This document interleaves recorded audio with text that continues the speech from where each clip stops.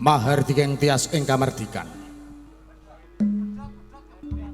Rahayu, rahayu ingkang samya pinanggih. Nugroho miwaseh wilasaning Gusti mugi tansah kasarira dumateng kita sami.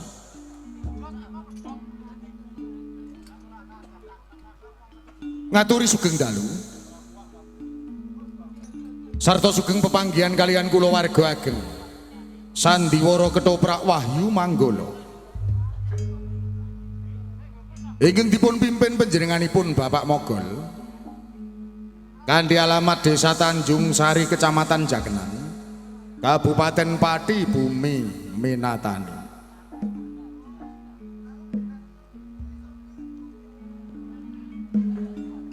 Sasampunipun panjenengan sami kasugata tari gambyong minangka purwakaning pagelaran ing dalu punika.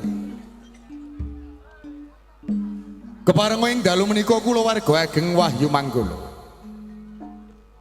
badhe nyegahaken cariyos pamundutan ingkang mawi ira-iraan. Joko Tingkir Ngeratu.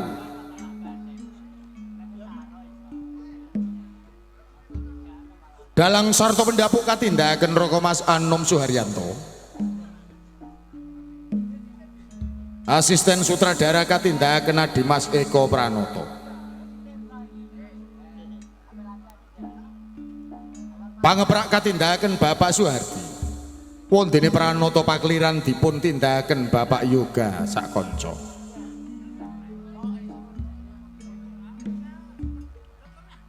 Tata dekorasi katindakan Bapak Sutarto ingkang dipun biyantu anak Mas Alek Rasmijan. Teknis tata lampu katindakan Dimas Budiono Mbata. Lighting katindakan Dimas Ladu Aldiansah.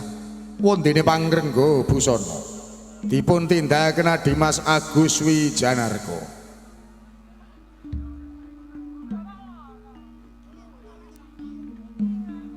Binarung ungling Kyai Gongso Madularas ingkang dipun pimpin Bapak Keman Widodo.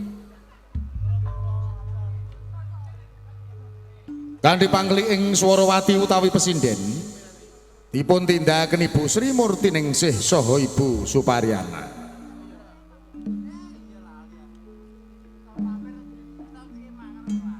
Pranoto gending katindakaken Dimas Hadi Prayitno. Wondene Wiraswara dipun tindakaken Bapak Miranda saha Dimas Bagus Edi Mahesa.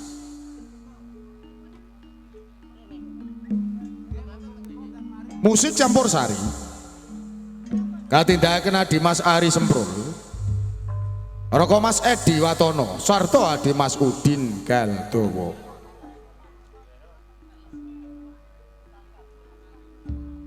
Pagelaran Sandiwara Ketoprak Wahyu Manggala dipun sengkuyung WM Audio ingkang dipun pangarsani Roko Mas Gentong Kawa.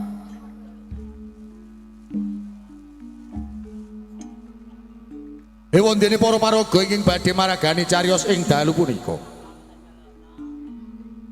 Sepisan nggambaraken wonten ing Padepokan Mejagung.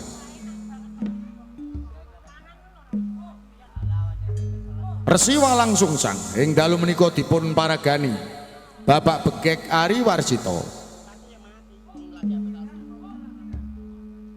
Joko Warono katindakan Dimas Eko Pranoto.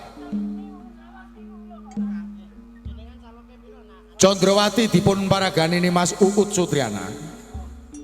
Wondene Condro Sari kaparagani Mas Tata Wulandari.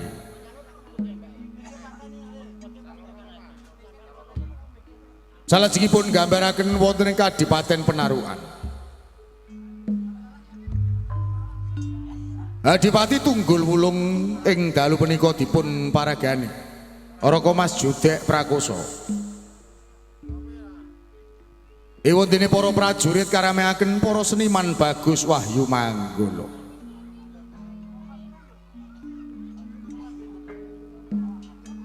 Salajengipun nggambaraken wonten ing Kasultanan Bintoro Demak.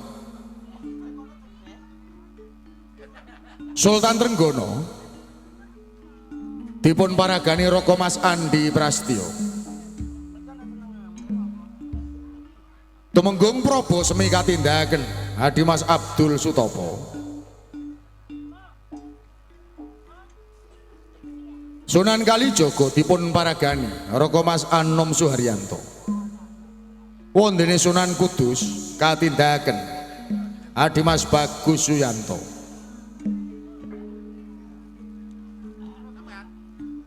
Ratu Kambang ing dalu menika katindahaken Mas Diah Maharani.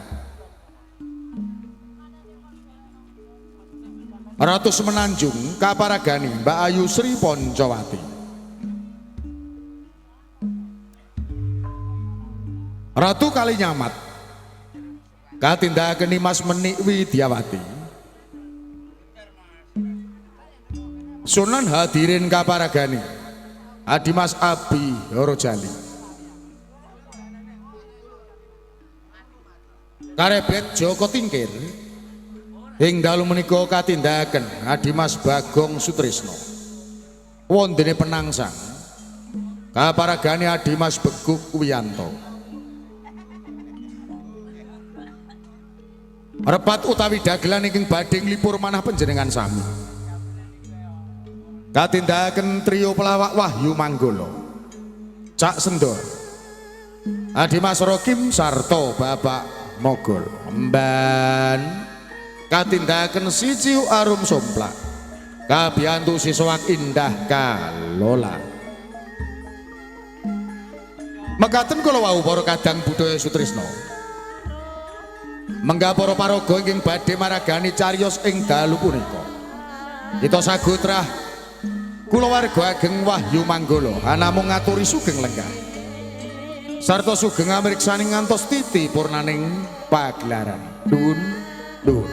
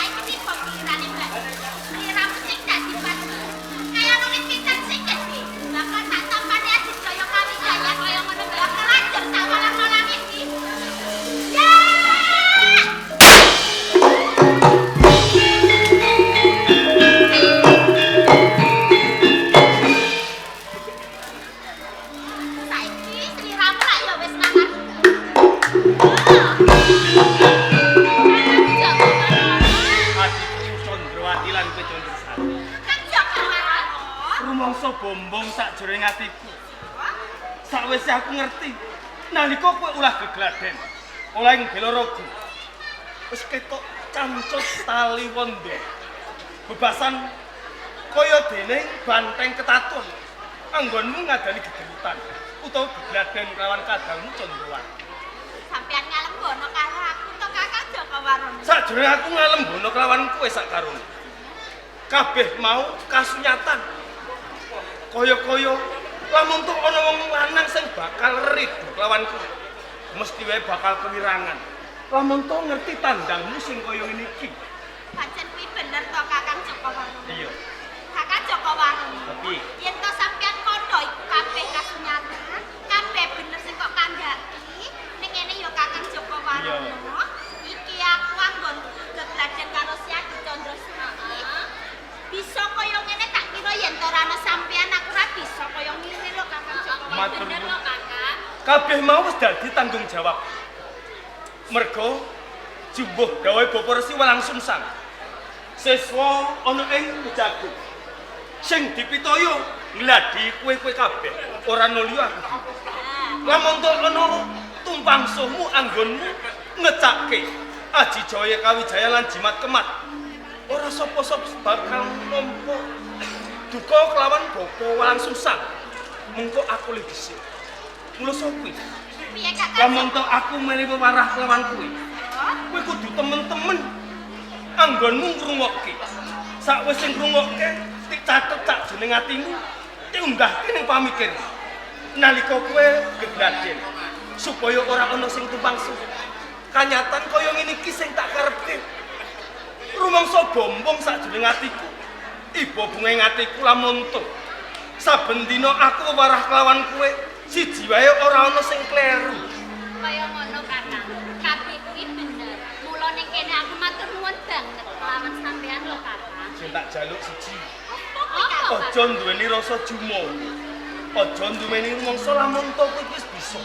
Mergo apa? Adakane wong sing duweni watak jumawa mengko uripe bakal sasar susur. Kang rumangsani yen to bener dhewe, rumangsa jaduk dhewe kamangka. Ana tetembungan.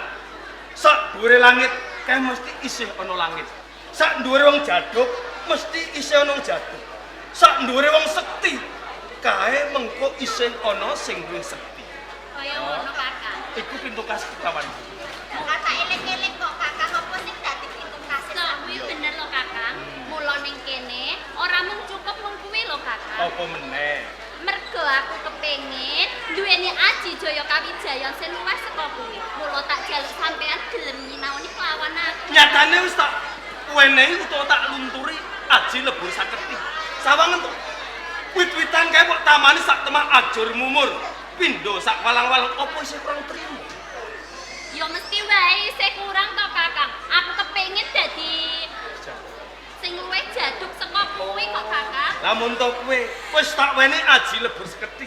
Kanyatan nalika kowe ngetapke Aji sak temah wit-witan kae sokobar. Lamun to kae kena damel menungso lumrah mesti bakal kobong sak trandene badan. Kakang Joko Warono. Heeh. Kasunyatane aku isih rumangsa durung bisa kaya sampeyan Kakang. Mula tak jaluk kanthi banget. Aku kepengin duweni Aji Jaya Kawijaya sing luwih lan luwih saka kuwi Kakang Tak Joko kira Warono. iki wis buntas kabeh. Nalika aku melek kowe Aji Jaya Kawijayan lebur seketi lan gelap sayu.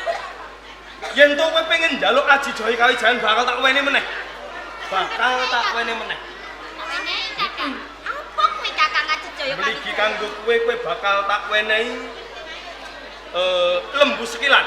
Lembu sekilan. Walah, Kakang Joko Warono, lembu sekilan kuwi katiasane apa Kakang Ini. Joko Warono? Aji lembu sekilan. Iki katiyasane uga ngedap-ngedap. Ngedap-ngedapi. Lamun to kowe meranggulangi mungsuhmu, Kalen. mungsuhmu kae duwe pusaka kang ampuh, magilo-gilo bebasan. Ditamakke segara asat gunung jungkur nanging ora tumawa lamun to ditamakke sak randul badanmu mergo kowe duwe aji lembu sekilan rumangsane mungsuhmu kae kena sak jroning badanmu tenane mono kae isih kurang sekilan iki katiasane aji lembu sekilan Katiasane kok ngedap-ngedapi ya lah mula Kakang sapa Joko kuwi Warono. aji lembu sekilan pancen ngedap-ngedapi kaya ngene iki Pancen Ning ngene ya Kakak. Apa meneh? Kuwi biasane lembu sekilan. Iya. Nanging ono cilakane lho Kakak. Kok kowe ngandake ana cilakane mapan ora ngendi? Cuma sampean iki lali. Heeh. Nah, sampean tak durung lali to Kakak. Aku lali perkara. Aku iki lak wis perawan gedhe. Iya. Wis wayah duweni bojo. Ora kleru. Nah, wis wayahe omah-omah kan. Heeh. Nah, mengko yen tak aku dikarepi bocah lanang, terus aku duweni bojo, yen tak aku cedhak karo bojoku, jarem asmara karo bojoku lak ora kena Kakak. Aja cunduk. Ah. Dadi wong wadon niku aja landhep tentu. Lah kok bisa Kakak? Lamun to kowe duwe aji lembu sekilan, So, nalika kowe carem asmara kumpul kelawan bojomu, aji lembu sekilan iki aja pok watek. Sawase urip kowe ora bakal ngrasake kanikmatane donya. Lamun to kowe mengko wis temantenan anyar, aji lembu sekilan iki aja pok watek. rasa dicakke ya Kakak. Yo nalika kowe ndek bojo, Malam iki nalika kok kowe aku seneng-seneng karo emosi. bojomu, iku kanggo musuh. Ya, iya, Pak. Yen to kowe meranggulangi musuh sing sekti mahambara. So Kakak. Oh, eling-eling. Matur suwun banget ya Kakak Joko Warono. Ning kudu sing sabar. Bahkan sabar kok Kakak. Koyo Mary. Ya iso. Wah, iki piye? Jadi aku mbok menehi yo ora. Iya tak wenehi, ning beda kelawan Mbak Yumu. Beda karo Mbak Yumu tak wenehi aji lembu sekilan. Lah yen aku Kowe bakal tak wenehi aji panglimunan. aji panglimunan. Kowe ora ngerti katiasane aji panglimunan. Yo durung ngerti bentuk biasane apa to Kakak? Aji panglimunan katiasane. Lamun to kowe tik rubut musuhmu 1000. Bebasan kowe keponceke wong. Aji panglimunan kok sakke, sak temah kowe bisa ilang. Musuhmu ora ngerti ning endi dunungmu. Oh, jadi coraku dikroyok karo musuh. Kowe keseser? Heeh. Aji panglimunan kok watek. Dadi aku iso Musuhmu ora ngerti ning endi papan dunungmu. Malah luwih jaduk lho Mbak Yu. Nek yo hati-hati lho, Dik. Hati-hati piye? Apa yen to kowe iso kilang ra iso balik jur cilaka. Goblok. Iso piye to Bodoh. Kakak? Lho kok bodoh? Lamun to kowe tak wenehi aji panglimunan, mengko uga bakal tak wenehi rapale supaya kowe balik meneh. Lho selawase urip kowe lamun to ora tak kei rapale balik, yo ilang terus. Lah, Sagu, ning kudu duweni ati sing sabar. Iso Kakak. Ngene di Kepiye Kakak perkara Joko? anggonu gegladen. Iki sawetara disuwak. Wah. Mergo nalika aku mrepeki kowe, gegladen-gegladen iki ana bab sing bakal tak kandhake kelawan kowe. Jan. Apa kuwi Kakak? Sampeyan Aku iki pengen kok malah- takon, nanging syaratnya kowe kudu wangsulan sing jujur. Iso Kakak, apa sampeyan iki tau ngerti to yen tak ngapusi karo sampeyan tak yo ora to Kakak? Kowe adikku sing Lah. jujur. Aku pengen takon kelawan kowe. Takut dadakan. Sakjroning aku manyeswa ana ing mejaku. Ana ing ngersane Bapa Resi Walang Sungsang. Aku kok ora tau ngerti yen to kowe iku cedhak karo wong lanang. Apa pancen sekirane durung ana salah sawijine wong lanang sing nyocoki atimu? Sampeyan niku piye to Kakak? Lah wong saben dina aku kuwi lak iya olah bela raga gegladen karo sampeyan. Lah kok ana bocah lanang iki aku lak ya ora duweni wektu cedhak Dadi karo babar bocah pisan lanang. durung ana wong lanang sing cedhak karo kowe. Durung ana, Sing Kakak. ana nuju prana ning atimu. Durung ana. Yen kowe piye di adikku Candrawati. Ora bedane karo aku Kakang Joko Warono. Ya mesti kewae sampeyan iki durung tau ngerti yen to aku cedhak karo bocah lanang. Wong pancen kasunyatan aku ora tau cedhak kok Kakang. Tenane wis ana iki. Ana. Wong lanang sing saben dina tansah nyebut jenengmu sadurunge mapan turu. Sadurunge mapan tuh. Dongane muga-muga kowe sakarone bisa manjing sajroning impen. Nganti kepati-pati rina lan wengi bebasan ora bisa ngilangke peraupanmu saka telapukane wong lanang wae. Sampeyan iki kok malah gawe bingunge atiku to, Kang. Jane bocah lanang kuwi sapa to, Kakak? Mbok yo sampeyan iki Kowe durung ngerti tenan wong lanang kuwi. Durung. Wong lanang kuwi iki aku dhewe, Jan. Sampeyan dhewe. Sawise aku pondok bloko yen wong lanang kuwi aku dhewe. Sembune kowe ora percaya kabeh kandhang. Lah iso to, Kakak, Kakang Joko Warono. Sampeyan iki lak ora gegojekan to. Ora guyon to, Kakak. Yen to babakan tresno, babakan ati, aku ora tau gojekan.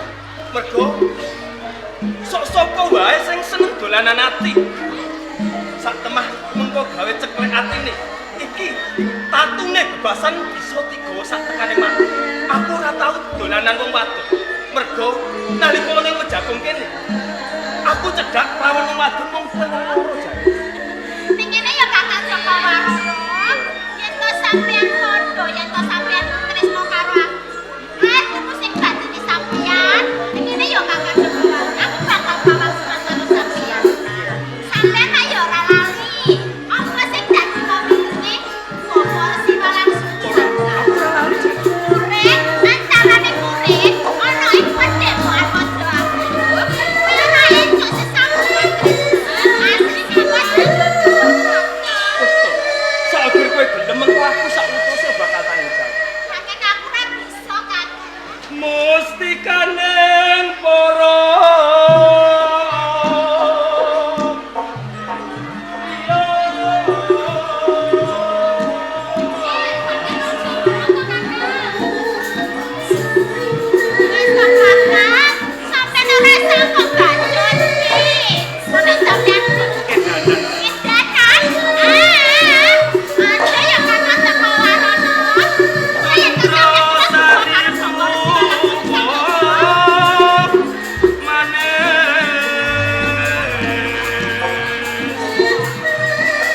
ora sadar angel. Iki tak alih.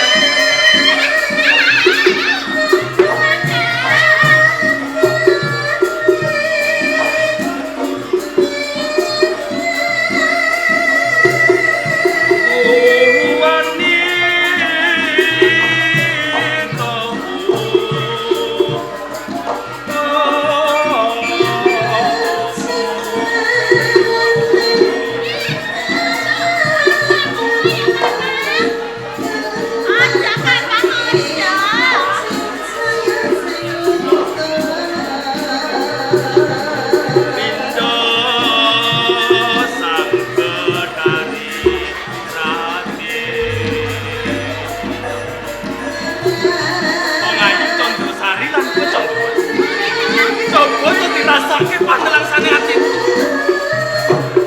Ngeronto-ronto atiku. Bangun ora. Aku duweni kowe sak karone.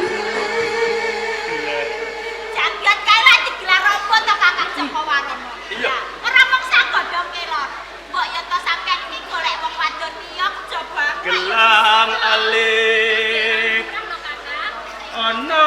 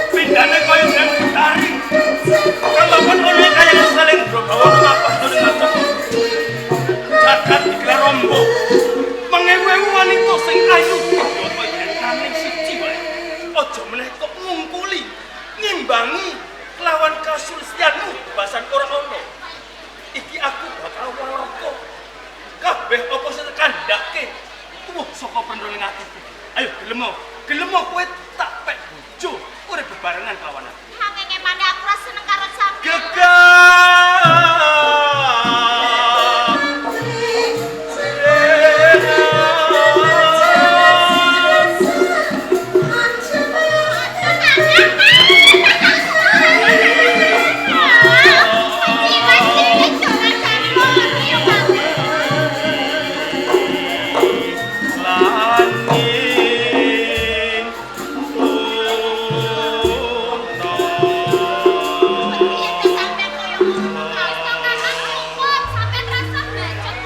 kandhane kaya dene wong edan tinabuhan. Upama wong perang. Aku duweni aji jaya kawijayan wis tak tetapke. Upama tembung sing manis manungara bebasan, nggonku ngerote tembung. Wis tak endah-endahke. Nanging nyatane opo? Sithik wae kowe tetep ora kasedu nampa katresnan. Apa mengkene aku degelan mentolo kelawan kowe diadiku Candrasari lan kowe Candrawati. Angin Kakang, tumindak sampean wiwis luput. Mula tak jaluk kanthi banget. Sampean ora sak kok bajeke anggone tresnani. Ora iso. Sepisan aku seneng kelawan wong wadon. Lamun to ora gelem nampa katresnanku. Lamun to besok ora dadi jodohku. Nanging sak ora-orane aku bisa ngrasake kawine tenan. Mula sok kuwi saiki gumantung kowe. Kowe gelem saron alus apa njaluk sing kasar? Pawatanku Kakang. Sepisan ora gelem nganti kuku. Ora gelem.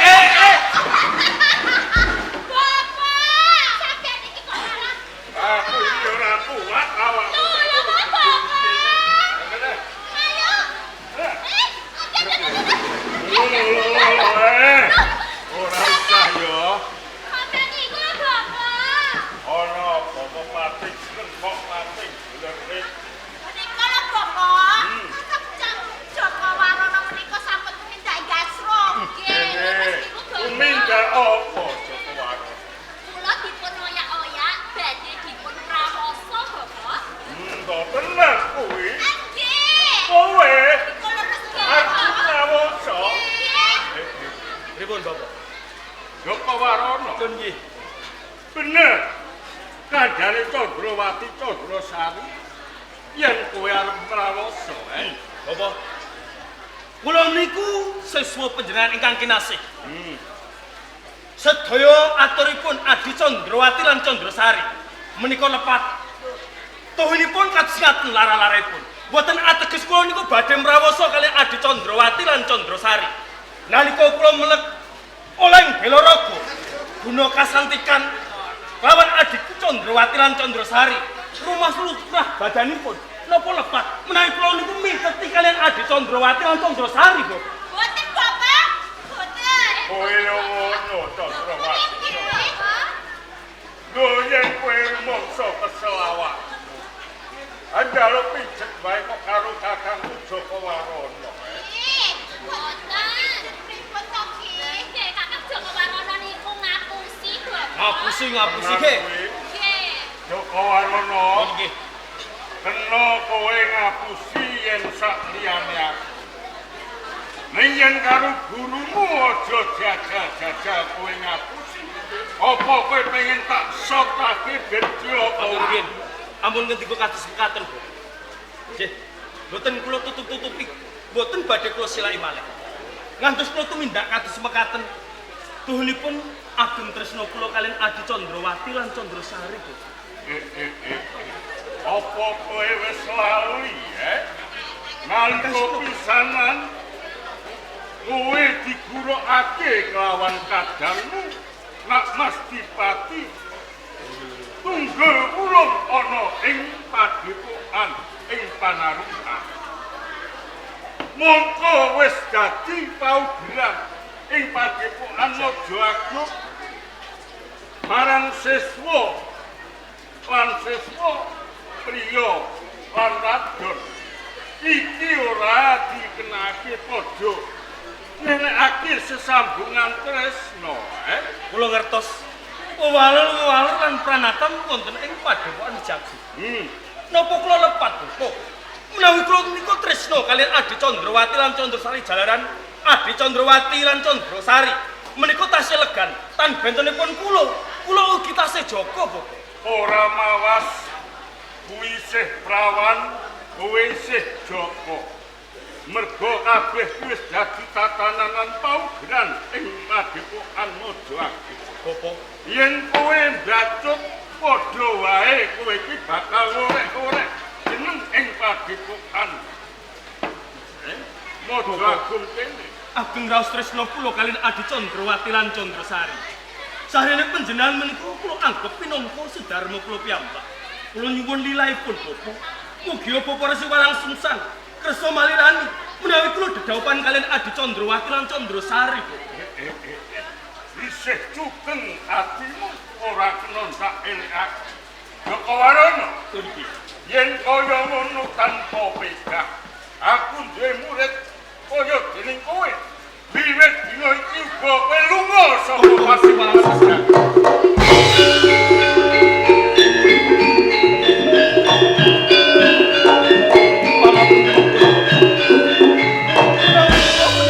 Nuruti udale manah. Jalaran Ageng Raos Tresna kula kaliyan Adi Candrawati lan Candrasari.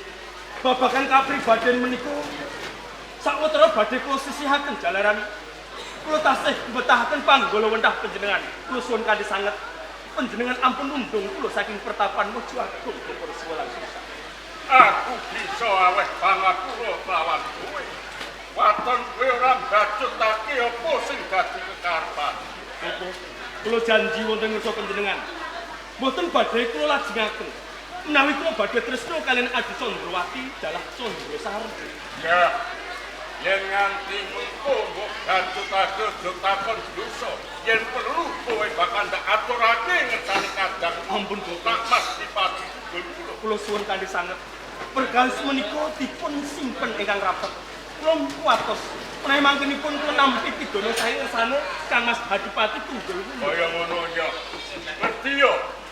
Yen Joko Warono. Apa sebabe nganti kowe digulungake supaya nigo ngelmu ning Padepokan Negara. Sebabipun menapa? Jalaran Kang Masmu kuwi ndarbeni gegayuhan teng luhur. Anggadhe gegayuhan ingkang luhur. Sepisan kepengin ngowalake pranatan ing Kasultanan Bintoro Demak. Tungkap kaping 7 uga kepengin balekake kajayan ing Kraton Mojopahit.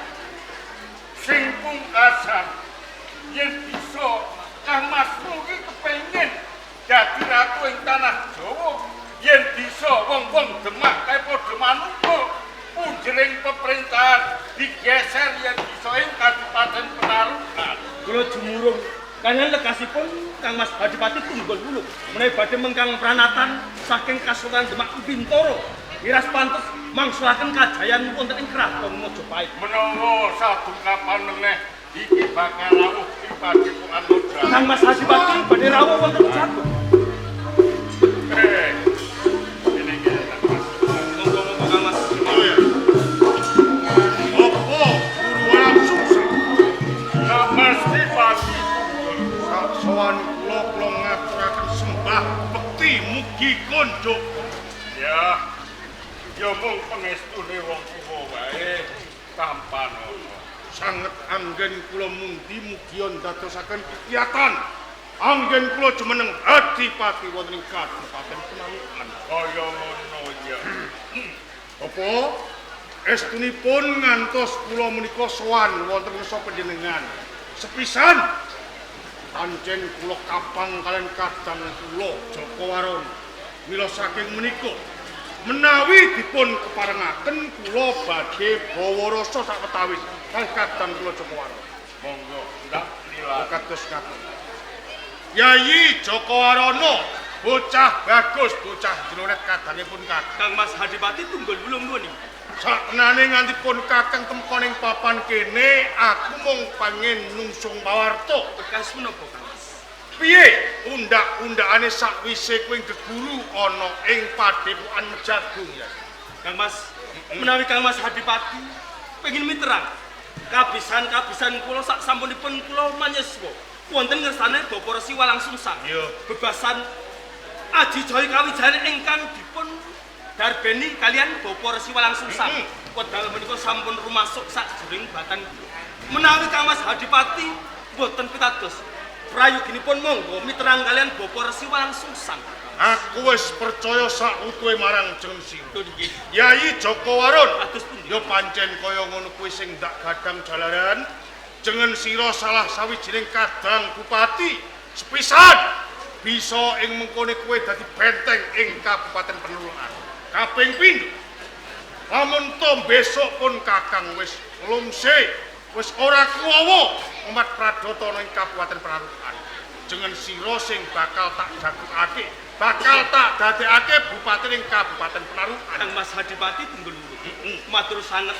Menawi benjangipun saklere panjenengan kula nampi kanugrahan dados pengayoman wonten ing Kadipaten Penarukan Kang Mas. Kaya ngono nggih. yen pancen kaya ngono sawenda sapetu. Nggih. Apa Guru Walang Sungsang nak Mas Dipati tunggul nglajengaken pirembakan rikala semanten nalika kula ngawontenaken pisowanan wonten ing Kadipaten Penarukan. Rikala semanten panjenengan paring dawuh dumateng kula ingkang supados kula gecak perang wonten ing Kasultanan Demak Bintoro menawi saged kula kedah mancal panguasane Sultan Trenggono. Lajeng estunipun menapa ingkang dados kersa panjenengan, Bapak? Sawetahipun kula dhewe saged nampi. Panjenengan ndak aturi menggal. Nggih. Marang lembaraning sejarah. Kang sira jumeneng Hadipati ing Kadipaten Panarukan. Napa saka peparinge Sultan Trenggono? Mboten. Apa peparinge saka Sultan Pati Yuswardi? Ugi mboten. Apa peparinge Kanjeng Sultan Patah Swasti? Sapa kang paring kanugrahan? Ingkang keparing kanugrahan ngantos kula jumeneng Hadipati wonten ing Kadipaten Penarukan. Mboten sanes namung sinuwun Prabu Brawijaya wonten ing Kraton Mojopahit. Sang Prabu Brawijaya ratu ing Mojopahit. Nggih. Mongko kaluhuan iki Kraton Mojopahit wis nubuh warata dadi lemah. Lho yen to sira ora gelem balekake kajayan ing Kraton Mojopahit, jrono ngendi darmamu marang Sinuwun Prabu Brawijaya? Ana ngendi anggonmu bekti kelawan Sinuwun Prabu Brawijaya sak? Estunipun kersa panjenengan kula kedah mangsulaken kajayan wonten ing Kraton Mojopahit. Pisan Nggih. kaya ngono tungkap kaping pindho. Yen bisa punjering pemerintahan iki geser. Inggih ana ing Kadipaten Panarukan. Kula ingkang supados jumeneng ratu wonten ing tanah Jawa. Nah, kaya ngono. Apa kula Walang Sungsang? Kepiye? Sak sampunipun panjenengan indha kados ngaten rumaos tinar buka sak kabetipun manah. Pramila saking menika benjang menapa anggen kula miwiting gecak perang wonten ing Kasultanan Demak Bintoro. Aja nganti kedisikan wong-wong ing Demak Bintoro tumeka ing Kadipaten Panarukan. Nggih. Luwih prayoga sira utusan marang kadangku Joko Warono supaya wiwit bergadaning prajurit ing diaduk-diaduk ing Gungkeng Samalake luruh perang ing Demak. Merga jeneng perang kalah dhisik tetep kalah. Mesti kalah. Nggih, nek kados-kados. Joko Warono, Ewu tini balan mesti wae jeneng sira keprungu dhewe apa sing dadi pangan dikane Bapak Resi Walang Sungsang. kas kesepakatan Kula kandi kuwi dina iki ngirita bergadaning prajurit sing jiaduk-jiaduk diu ana batang sayuta ing Kasultanan Demak Bintoro. pangestunipun Kang Mas Hadipati ingkang kula Pangestu banyu milih marang Bapak pangestu jenengan Kang kula. Ya, sudah pengesun. Mari Kang Mas. Bapak Guru Walang Sungsang Nak Mas Dipati estunipun salebetipun manah kula mboten tega dhateng lampahipun kadang kula Si Yayi Warono. Pramila saking menika menawi wonten keparingipun kula badhe nglapati dhateng lampahipun kadang kula. kaya ngono ya. Mengko sak aku bakal lapas kadang. Kula nyuwun pamit. Sing ati-ati. Condroati lan kuwi, iki ono kalau jangan dimen besok kowe bisa bisa nempel kamukten ana ing Kadipaten Panarukan. Kowe kudu sabelo melu perang ngadepi wong-wong ing Kasultanan Demak Bintoro. Kados ngaten. Iya. Ya kados ngaten, kula nyuwun pamit Tindak. pangestu Bapak.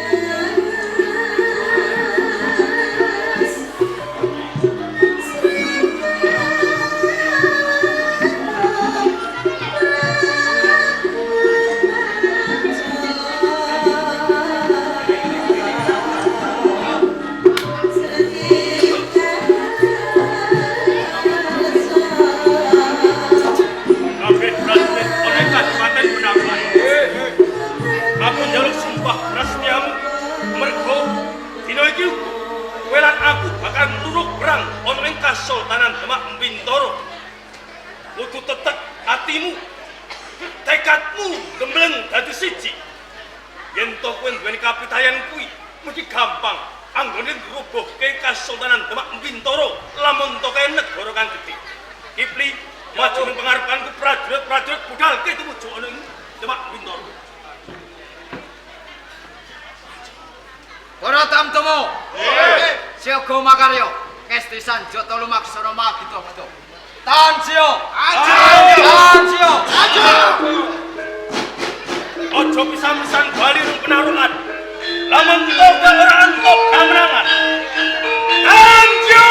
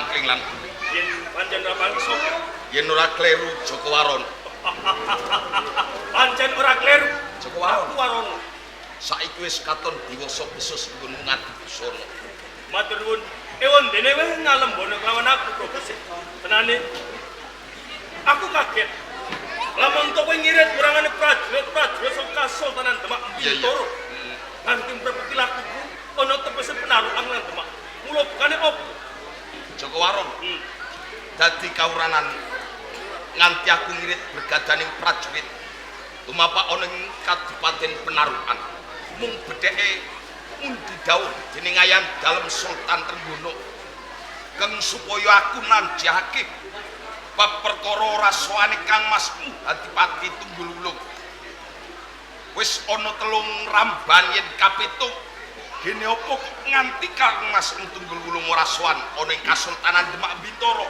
ing kamangka Joko Warono iya penarukan iki kabawah perintah ana ing Kasultanan Demak Bintoro jare Robesmi iya lamun to kowe durung ngerti bakal tak kowe ngerti apa mula bukane kadangku Kang Mas Adipati Tunggul-Wulung iki ora tau sowan ana ing Kasultanan Demak Bintoro Iya. pancen kabeh mau dodolan ditemoho Robesmi didodolan ditemoho yen ngono ana sebab lan musababe mesti wae ana sepisan pengen mengkang pranatan saka Kasultanan Demak Bintoro ping pindhone bakal balekke kajayan ana ing kraton Majapahit nganti ora sowan ana ing Kasultanan Demak Bintoro teges nguwalake peperintahan cetane Kang Masmu Adipati Tunggul-Wulung balela saka Kasultanan Demak Bintoro tanggap ing sasmita kowe Profesor kanthi pawadan pengen balikake kajayan ana ing Majapahit ya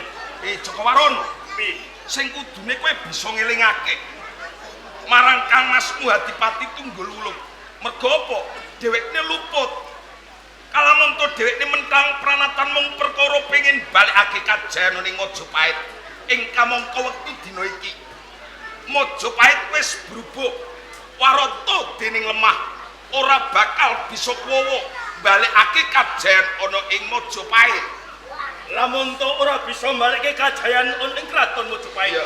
mergo kadangku pengen mandireng pribadi ora ana paedah lan ora ana gunane lamun to arsa kula pawektu tumrap Kasultanan Demak Bintoro mulus kuwi yen bisa Demak Bintoro bakal rubuhke penarukan ben dadi pundi pemerintah gampang temen kowe bakal ngrubuhake Kasultanan Demak Bintoro adep ana tumenggong ayo ora kageran Bos